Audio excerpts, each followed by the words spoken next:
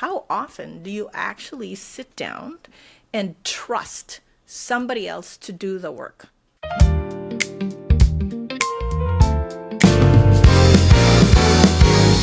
Hello and welcome to the Me First Podcast, Season 2, Episode 5. Let us talk about the mental load breakdown. But before we do that, it is February and it is Heart Health, my Filipino came out, Heart Health Month.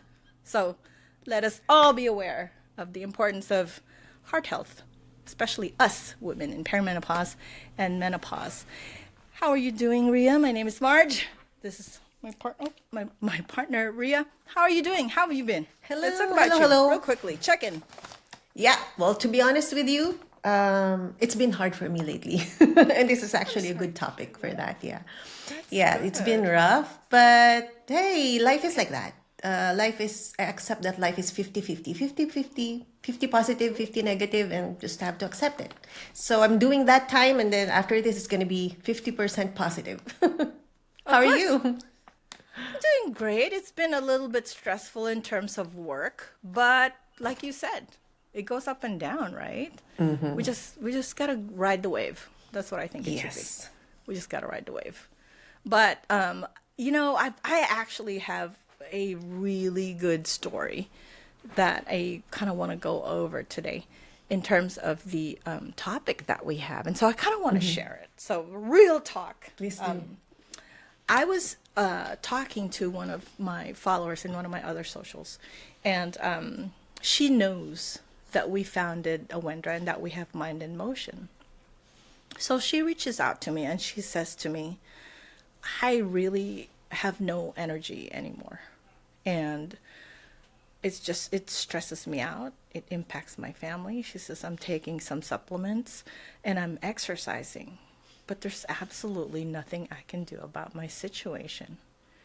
And I was like, well, she was actually asking me how she could order the product. So I kind of gave her instructions on how she could order the product. But I was like, hey, let's talk about everything else about your life, right? I'm practicing my new menopause coaching on her. So I said, let's talk about everything else going on in your life and what is impacting. Like, what kind of exercise are you doing? What kind of diet do you have? And I think this is a good thing because our overall, number one, first of all, mental health is part of your health. But I think our overall, everything that we do and everything that we work for towards health has a lot to do with several different factors. The supplements that you take, the food that you eat, and we talk about this over and over.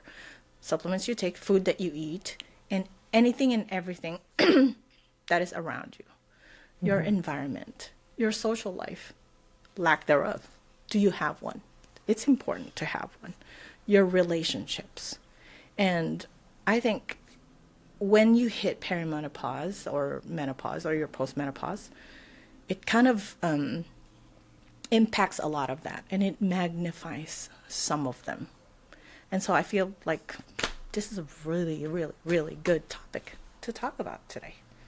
What about you?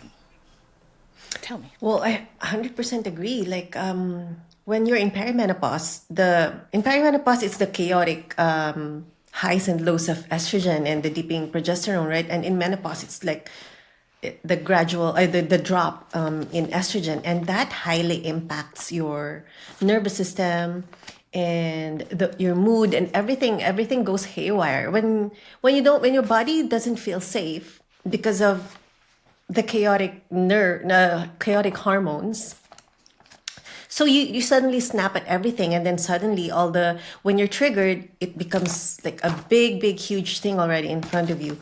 So, and then if you factor in everything that's happening around your environment, for example, we have a customer who reached out to me and said that I'm always tired and I'm really bloated and I'm moody.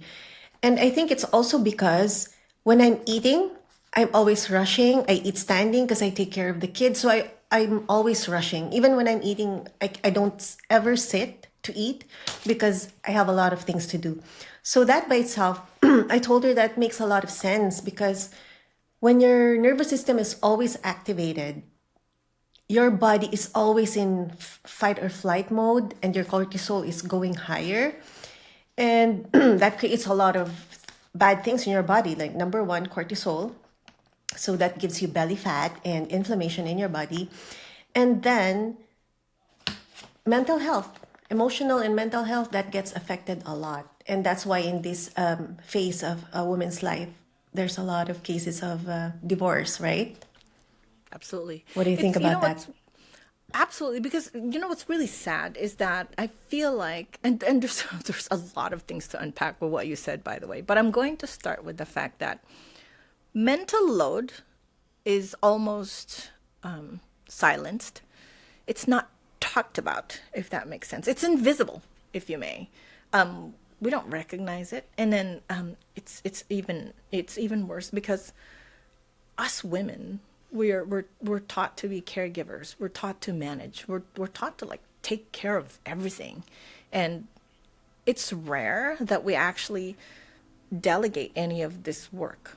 Like, how often do you, for women who are also moms, and we're the sandwich generation. Not only do we have our kids to take care of right now, we're also taking care of our parents. And how often, if you think about it, and you listener, if you're watching, ask yourself this: how often do you actually sit down and trust somebody else to do the work? How often do you delegate the work to somebody else? Because I don't think us women truly believe that anybody else can do the job as good as we can. And therefore, we have a tendency to just own it and take care of it and not delegate at all.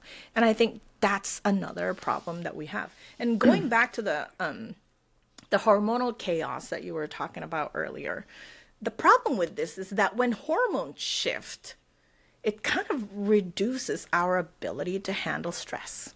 And our cognitive bandwidth just gets smaller and smaller, and then now you have your what do you call them? You have your brain fog.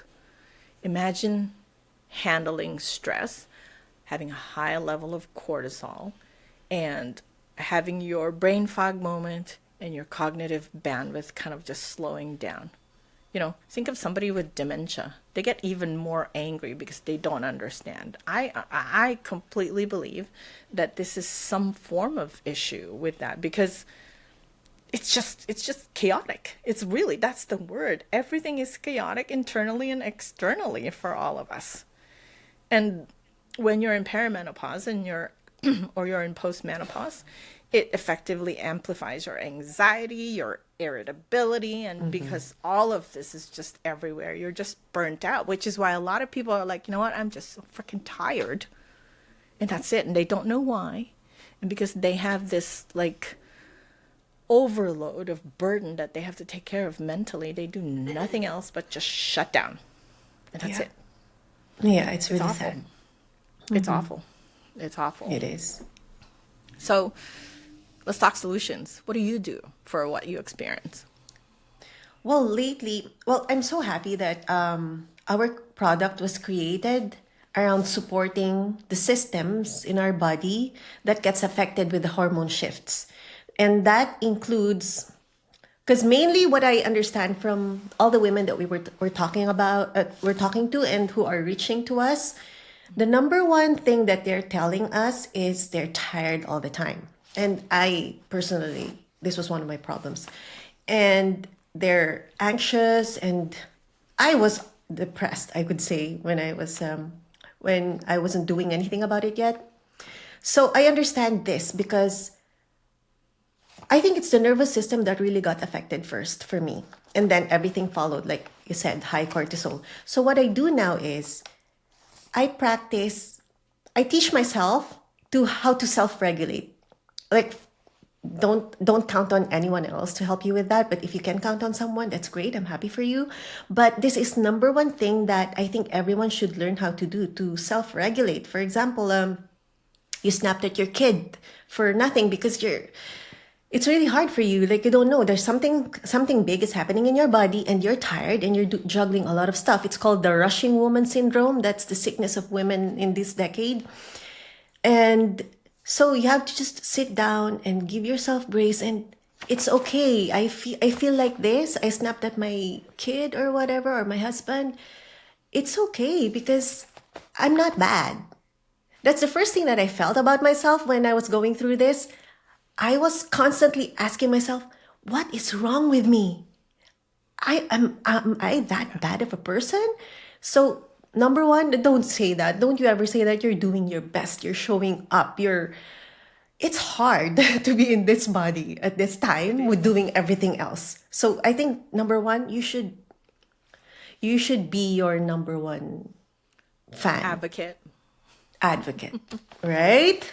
So, it's funny. I actually have another story. We're kind of going back to what we were talking about.